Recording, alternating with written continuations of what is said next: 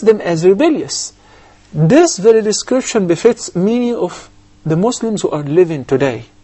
We're wasting our resources right and left in beauty queen competitions, in building and constructing lofty buildings, which is not necessary, in extended beaches where they offer what Allah subhanahu wa ta'ala has prohibited: liquor, beer, smoking, and naked bodies, unlawful mixing and mingling between men and women, almost naked or have naked.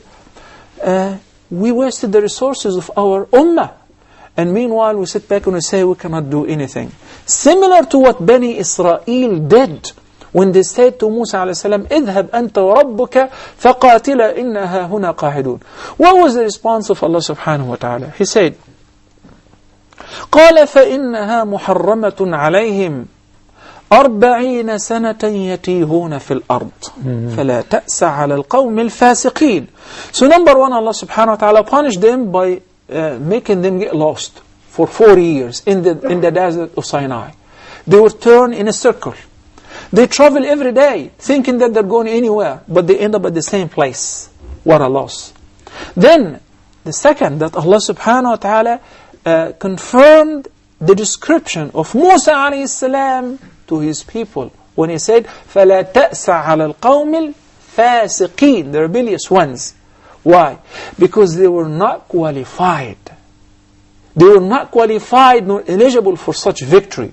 Allah subhanahu wa ta'ala is not going to fight by himself and you sit back, then give you Jerusalem on a golden tray. Allah subhanahu wa ta'ala is not going to liberate Baytul Maqdis for Muslims while they're serving drink in many hotels and then they're airliners. Muslim countries, Muslim resources are wasted on things like that. When the Ummah would come up and rise to the level of being responsible and understand that these are all means that Allah subhanahu wa ta'ala blessed us with in order to utilize them to spread His deen. Spread it how? Inform the entire world about it.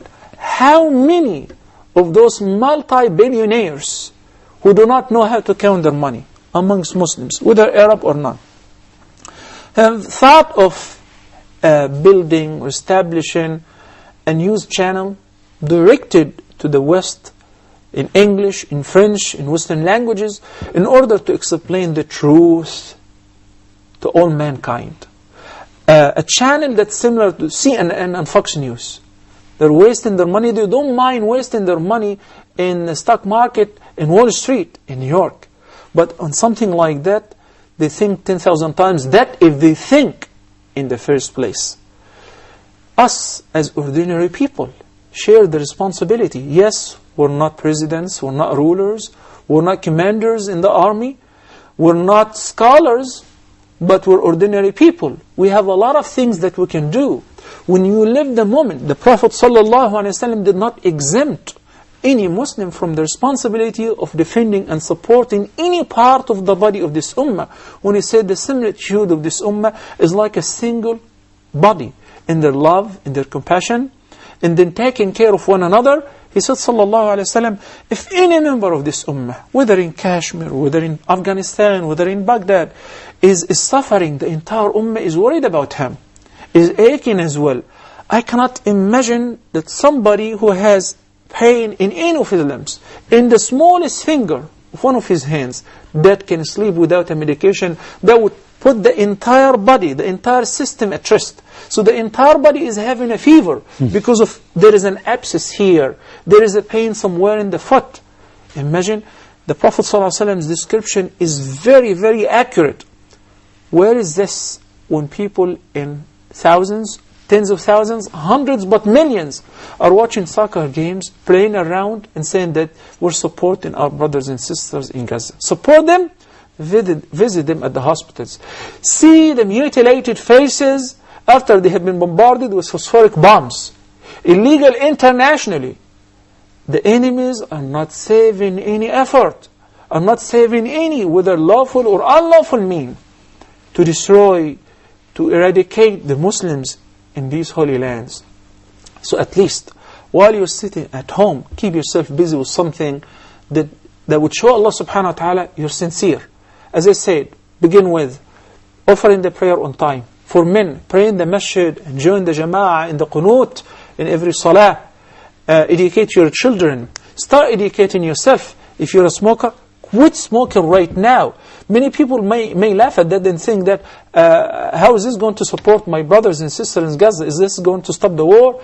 We're not thinking about right this moment. We have to have an immediate plan, and we have to have a long-term plan. For instance, the Arab League has been discussing that whether we have a meeting, should we have a meeting or should not have a meeting. Whether you have it or you don't, you're not going to do anything. Save your time, save your effort. I wish that they close it down and they save this money to send it to the Gaza people or to the poor in their Muslim countries, because it's just a waste of time traveling first class back and forth and not doing anything whatsoever. Even an amendment, even a resolution that would condemn the enemies, they fail. They fail until now.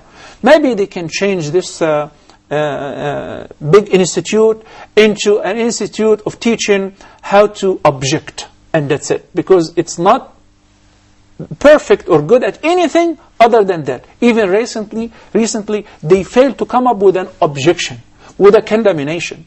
So you and me and all of us as ordinary people, we can do a lot for the long-term plan, prepare ourselves. These people who are being mutilated and killed have memorized the Quran. These people, they used to pray in jama'ah. These people know Allah subhanahu wa ta'ala properly, and that's why they are targeted. So that's why we have to prepare ourselves. Everyone individually. They cannot put a lock on your tongue from reciting the Quran. They cannot stop you from praying and praying on time and offering the prayer in the masjid. If we prepare ourselves, the time will come where inshallah subhanahu wa ta'ala will be qualified and eligible for this victory.